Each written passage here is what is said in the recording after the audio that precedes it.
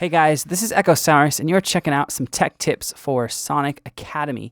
In this video, we're going to be looking at how you can really efficiently, quickly, and creatively make a reversed reverb effect inside of Logic X. So not only will this technique work in Logic X, it'll even work all the way back to version of 7, Logic Pro 7.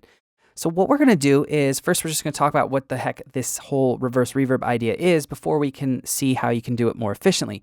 So reverse reverbs are something that you will see and hear in a lot of different types of music, especially EDM. You'll hear it most often on drum sounds like cymbals, crashes. You'll hear it on synths every once in a while, but you'll also hear it all the time on vocals. So it's basically used most often as a transitional effect. So maybe transitioning from a pre-drop to a drop, or your intro to your verse or pre-chorus, or however the structure of your song may be. But basically what it does is it takes a sample, you put reverb on it, you then bounce that sample in place and then reverse it. So we can do that really quick. So this is how most tutorials and most online sites for forums will say how to do this. So I have a crash sample right here. Turn that down. So we have a crash sample. Right, we'll turn on some reverb. I'm using Valhalla Vintage Verb. We'll turn up the decay a little. And then what you'd do is you'd bounce this in place. All right, so then what you have is you have this. You have a crash with a lot of reverb. And then what you'd have to do is go to your audio editor and reverse it. And then you could trim and adjust the edges as you need to. So let's listen to this. All right, so that is the most common way that you'll be told on how to do this, but there's a much easier way, and it involves using a plugin that comes with Logic X, hence the tutorial being in Logic. And if you're wondering why my Logic looks so weird, it does look a little bit like Pro Tools. I'm using a skin with Logic X, so it makes it look like Pro Tools. So let's get into this actual reverb idea. So here's my crash sample again.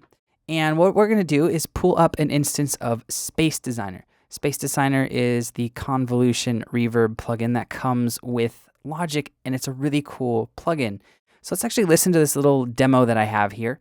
And you'll notice that there's no transitional effects. It just goes from this little verse section to this big drop with nothing.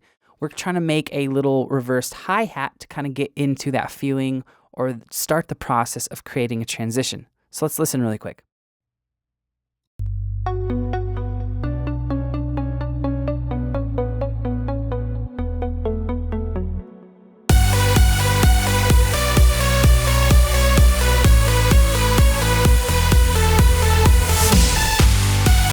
All right, so that's what we're working with. And what we're going to do now is we are going to go back to this crash. We're going to pull up Space Designer.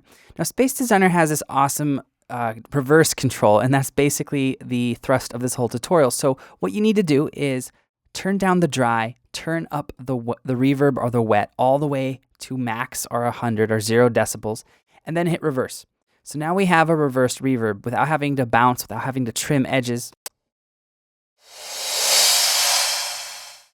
Now for me, the cool part about using Space Designer to do this as opposed to the method we just looked at is not only do you have more control over the length of the reverb independent from the sample that you choose, you also have some cool little kind of things you can do to spice it up. You have this essentially this ADSR, this attack and decay, and the sustain release even of the reverb that you wouldn't get otherwise.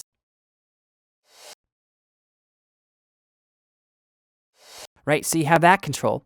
Now, the other thing you have going for you is after the main swell happens and it reaches its climax, there's still reverb. Hear how it's still ringing out? You'd have to add another plugin of reverb after you've reversed your initial sample in that first process we looked at. So this saves you a little bit of time.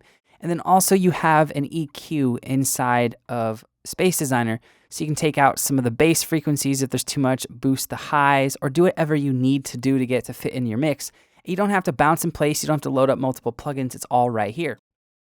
Well, you can control the length of this. So right now it's about a bar. And then it reaches its climax at about 9. It starts at 8 and rings out a little bit because of the amount of reverb. So what we can do is we can actually make this like 2 bars or close to 2 bars. I'm just kind of guessing right now. If we take it to about 3.75 seconds, I think the climax will now happen, or where it really hits the top of the dynamic of the reversed cymbal will probably happen around bar 10.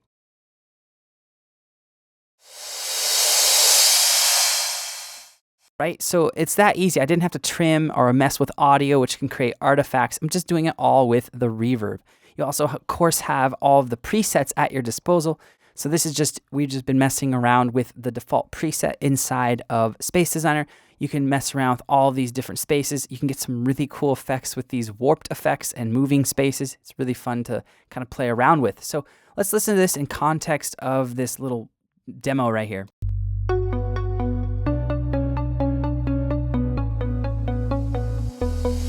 All right, so that's a little bit loud, so we're going to turn it down.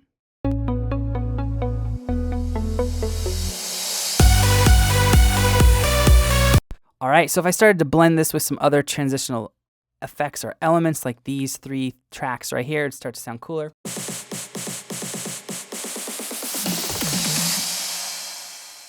So there you go. It's a really easy way to create your transitional reversed reverb effects inside of Logic X. Like I said at the beginning, I'm Echo Sourx. Thank you so much for watching, guys. I'll see you next time.